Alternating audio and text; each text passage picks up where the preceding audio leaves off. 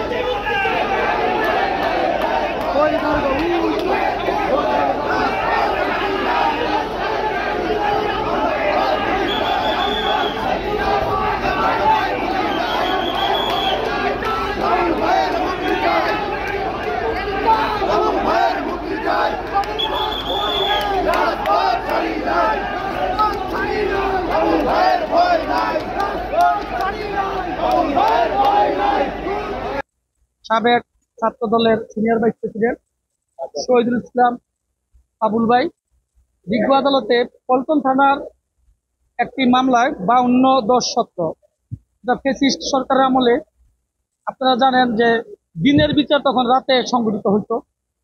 রাতে 10টা পর্যন্ত তারা আদালত চালিয়ে সাক্ষী নিয়ে মানে 7 দিনের মধ্যে তারা বিচার সম্পন্ন করে তখন যারা নির্বাচনের পূর্বে যে 24 সনের যে সাজানো নির্বাচন হয়েছে সেই নির্বাচন থেকে যেন বিরত থাকে বিএনপি, সেই জন্য সবাইকে সাজা দেওয়ার জন্য তখন তারা একটা পাতানো বিচার ব্যবস্থা চালু করেছিল আমাদের এই সিএমএম থেকে। তো সেই একটা মামলায় পল্টন থানার 52-17 তিনটি সেকশনে সর্বমোট 4 বছরের সাজা প্রদান করেন। তো আজকে আমরা সেই মামলায় আপিল দায়েরের শর্তে বিজ্ঞ আদালতে জামিনের প্রার্থনা করি।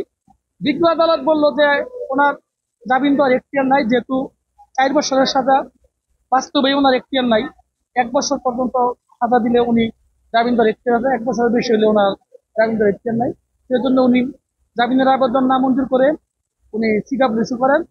আমরা এখন ন্যায় বিচারের স্বার্থে মহানগর দায়রা আদালতে আপিল দায়ের করি।